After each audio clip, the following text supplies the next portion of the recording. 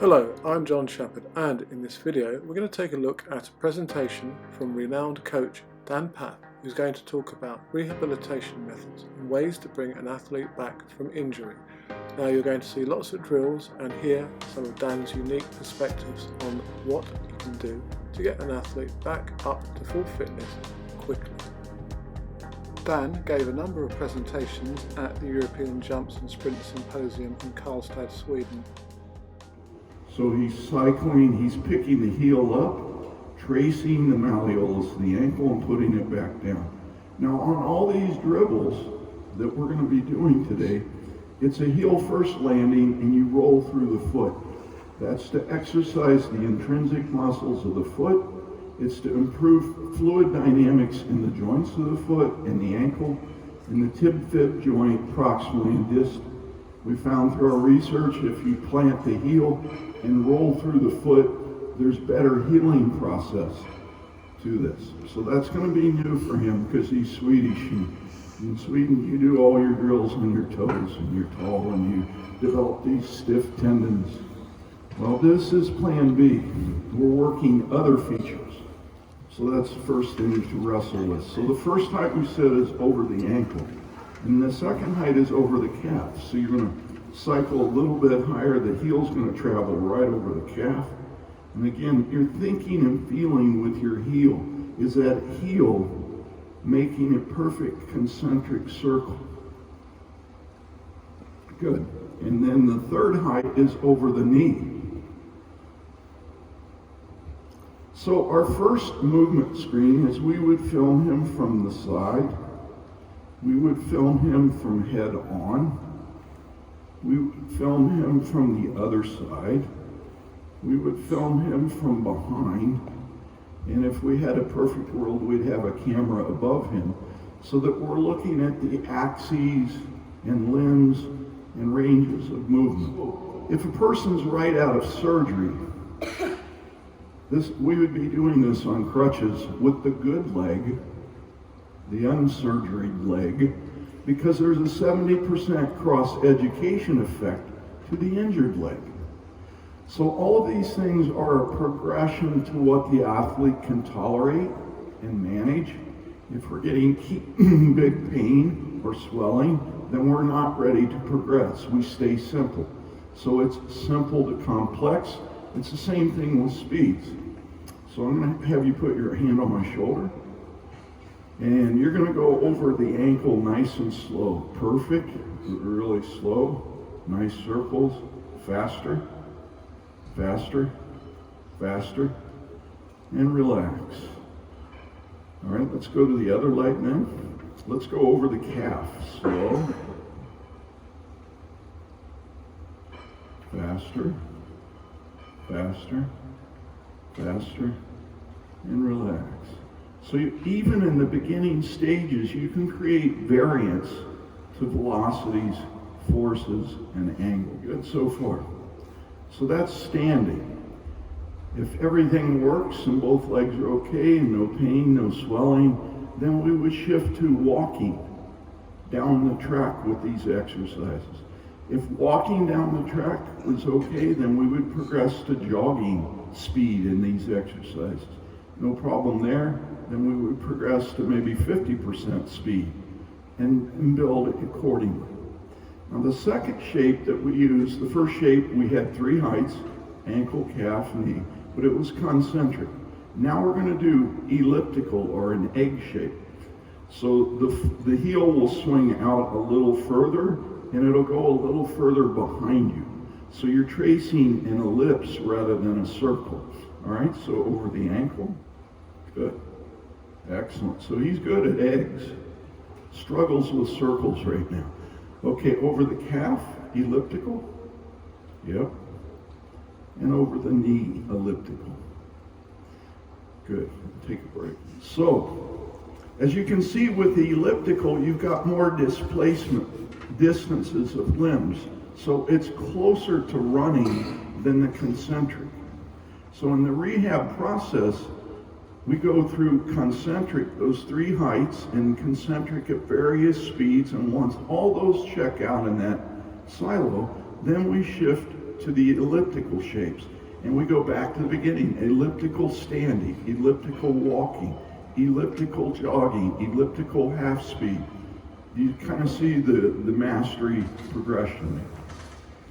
So there's two shapes, concentric and elliptical, and there's three heights, ankle, calf, heel. A reminder, we're landing on the heel of the foot and we're rolling to the forefoot. We don't really want the toes to bridge. So you're going to put your heel on the ground and you're going to roll to the ball of the foot, and that's when you come off. You don't let the toes finish. You don't ever get into plantar flexion on this. So what we find is this also elongates the posterior chain fascia, the back of the body on the back side of the frontal plane, and it affects fascia from the skull all the way through the toes. So classically, sprinters and hurdlers and jumpers are pretty tight on the backside, and this is a way to dynamically elongate the extracellular matrix, the ECM. We're going to go here to this first hurdle. So we're going to go over the ankle. No, I'm just using this as a cone. You stand here. And we're going to go to the second hurdle. All right? So you're just going to walk over the ankle. Yep. Just walking. Nice circles, perfect circles, two egg shapes. See, swinging out. We want up and down. You're barely moving down the track. All right, so still swinging out too far, so just up and right back down. Look like you're going to travel this far each step. Better. So this would be stage one. So if we're getting no swelling and there's not a lot of guarding or whatnot, then we would progress. Right? He's looking down, so we're going to look up.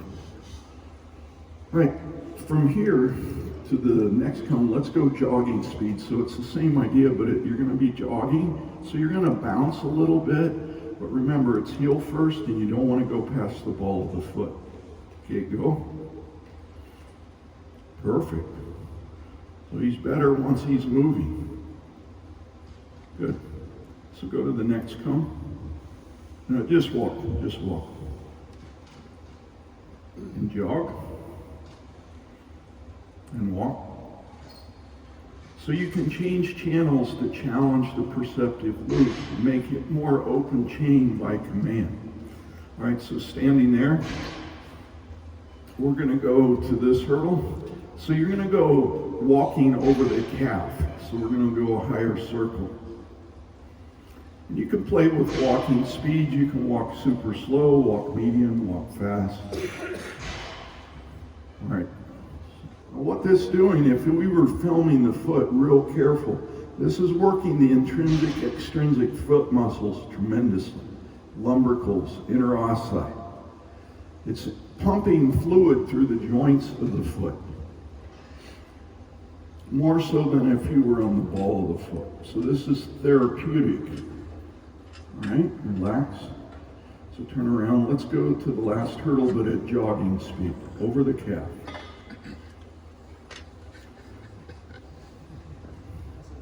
Yeah, I know. But you're a great athlete, so you'll figure it out. I bet you in 10 meters, you have it. Good. Really good. Genius. This is way better than I thought it would be. Sometimes, if the motor movement skills aren't there, it's a disaster. But this guy's a good athlete. His coaches have done good work. All right, and relax. He's staying on his heels. He's rolling through the foot. Axis is undulating and oscillating in an opposite phasic. The rotation is being taken up in the T-spine. The supination and pronation of his foot is pretty balanced. So he's in pretty good shape. He's got a little bit of a hip problem on one side. We'll see if you can figure that out. Faster. Faster. Stay on the heels. Faster. Faster. And relax. Up just like you're sprinting. Stay on your heels. Get faster as you go. So you can even mimic the brain challenge. You can work on rhythms. You can dial in frequency, the hertz of the running, to mimic what he would have been doing in plan A. Last hurdle over the ankle, but elliptical. Staying heel first, rolling through the foot.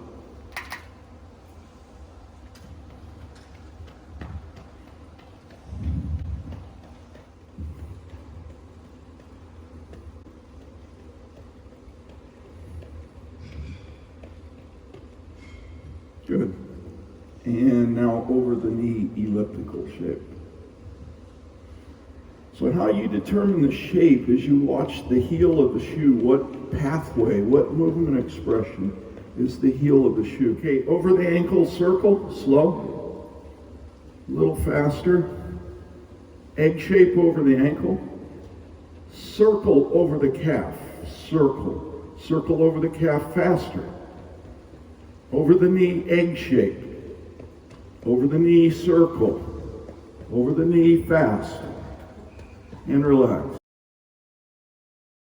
Probably 90% of the sprinters that are world-class men and women, the heel actually touches the ground before they pronate. So they don't land on the ball of the foot and stay there. It's physiologically impossible. You have to sink the heel for the calcaneus and talus to glide and for the tib-fib joint to expand in order to clear stance. So we think this dribbling on the heel teaches the tib-fib joint how to move more correct. It teaches the talus and calcaneus how to slide better. It teaches joints in the foot like the navicular and the cuboid to move in rhythm better. The raise of the foot, you know, how pliable is your foot? Your foot is very similar to your hand. We can do this with our hands. Can you do that with your toes? No, they're too rigid. So we think that by doing it this way, we're developing dexterity to the intrinsic and extrinsic foot musculation. It's a little bit risky to go to classic plyometrics like hopping hurdles or bounding or even sand jumps if you don't have the movement literacy. This is fundamental movement literacy.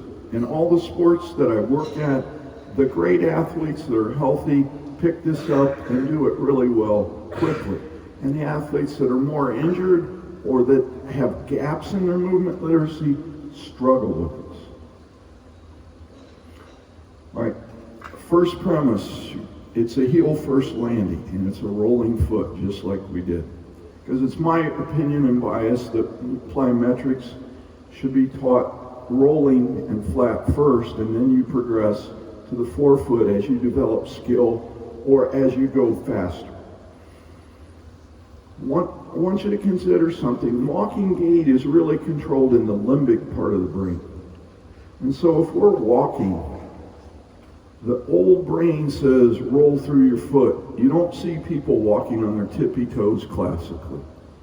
They roll. If you're late for the airplane, you just roll through the foot faster. That's the limbic brain. So on sprint drills or plyometrics, how fast are you moving across the ground? 1 to 2 meters per second? What's your limbic brain expecting? A rolling contact. To be a forefoot contact at slow speeds, you have to override the limbic brain. Face, and you're going to go backwards. So you're going to lift your toe, push off your heel, lift your toes. Yep, and you're going to push from your heels and you're going to land flat-footed. All right? Good. Double. Triple. Repetitive. Good, and relax. So I kind of did a mini screen there. On a single, he had balance problems. On the double, he had a little bit of balance problems. But in the triple and the repetitive, you were solid. So that's telling me some things are going on in the hip. So high force, high control, rapid slowdown, problem. Continuous, no problem. So this would give therapists an idea of what to work on. Okay, face me. We're going to go sideways, so your feet are going to stay together. And it's the same idea, but going sideways to your right. Single, double, triple, repetitive. Good, and relax. Now we got a screen of what he looks like going to the right. Let's see if we see any difference going to his left. Single, double, triple, repetitive, and relax. Any difference for you going one way or the other? Did you feel it easier, better balance? Okay. Right. Do you run 200s? Yeah. Right. So the left hip has issues from 200-meter training, so going to his left, less balance, less control because of probably some issues in the hip. Doubles.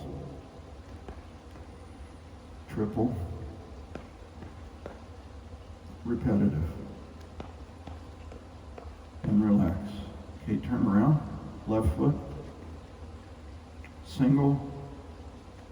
Push off your heel. Double.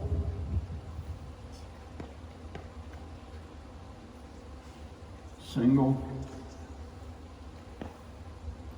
Double. Triple. All right, relax. Now, the left foot was hard, right? So you could see on the left foot a lot of imbalance. You could see he could not get back to his heel and push off. He had to cheat and push off his forefoot. There's problems going on. Well, we know that there's some heel issues, callus issues. We know that there's some hip issues. So not to scare him or his coaches, but this is something we got to come to grips with, because this isn't going to get better on its own. Double, triple, and relax. And we're going to do double foot, repetitive.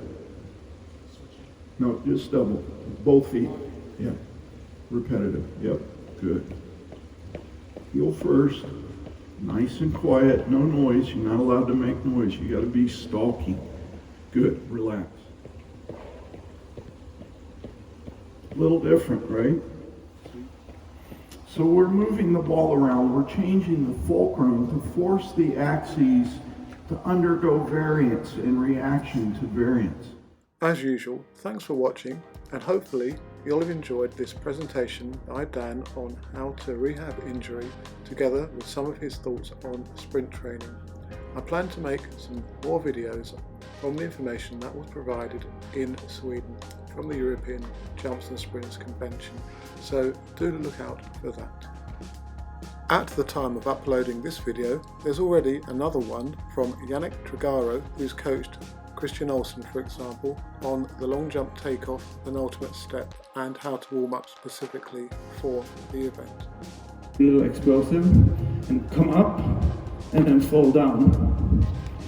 Good. So do check out the channel for that one, and as usual, good luck with your training and competition.